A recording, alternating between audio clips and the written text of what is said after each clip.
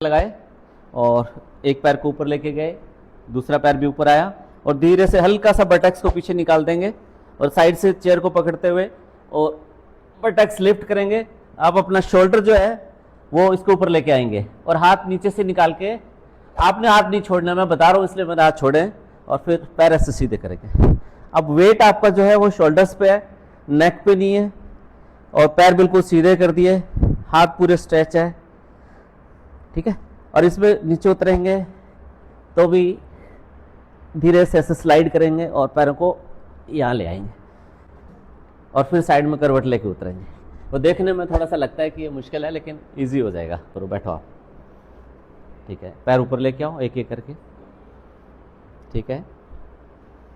नीचे से चेयर को पकड़ो, गुड, बहुत बढ़िया, ठीक है, ठीक है। बटक्स एकदम से लिफ्ट कर दो, उठा दो, बटक्स लिफ्ट कर दो, उठा दो, उठा दो, सिर को आगे निकाल दो, बस चेयर को पकड़े रखो, चेयर नहीं छोड़नी आपने, पकड़ो, ठीक है, बहुत बढ़िया, गुड। जाओ और चेयर को पकड़ो नीचे से, नीचे जाओ, बटक्स लिफ्ट करो, आ जाओ, आ जाओ, आ जाओ, आ जाओ, आ जाओ, उठा दो। ज़्यादा देर लगाओगे तो चुभेगा, ये आपने बहुत दूर लगाया है। चलिए आओ आप, सबने बढ़िया किया है। और पैरों की तरफ जो एक्स्ट्रा फ्लूइड होता है वो अब आपको किडनीज को, लंग्स को, हार्ट को ज़्यादा मिल रहा है। हार्ट की तरफ इस टाइम ब्लड अपने आप आ रहा है क्योंकि हार्ट इस टाइम टुवर्ड्स ग्रेविटी है।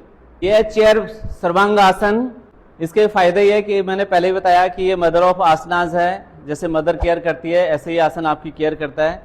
और हमने प्रॉप्स यूज़ की है जो चेयर, इसकी वजह से आप इसको अच्छे से कर पाए हैं।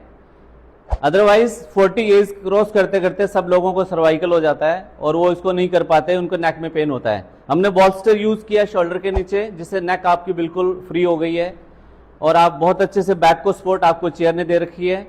आप पैर जब ऊपर उठे हुए हैं तो इससे वेरिकोज वेन जिनको रहता है या खासतौर से सुबह से शाम तक जिनका खड़े रहने का काम है और पैरों में स्वेलिंग हो जाती है, फ्लूइड ज़्यादा रिटेन कर लेती है बॉडी, तो ऐसे इस तरह से पैर ऊपर करके अगर हम लेटते हैं शाम को आते हुए, इसको 2 से 3 मिनट करते हैं तो पूरे दिन भर की थकावट उतर जाती है। और आपके हार्ट की तरफ इस टाइम ब्लड अपने आप आ रहा है क्योंकि आप हार्ट टुवर्ड्स ग्रेविटी है और जो हार्ट को पुल करना पड़ता है जो ब्लड, वो इस टाइम उसको एफर्ट नहीं करने पड़ रहे।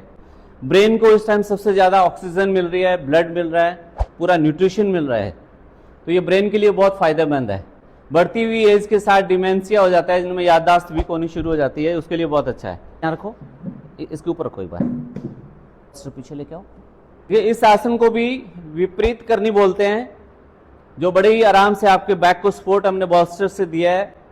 पैर आपके दोनों चेयर के ऊपर टिके हुए हैं।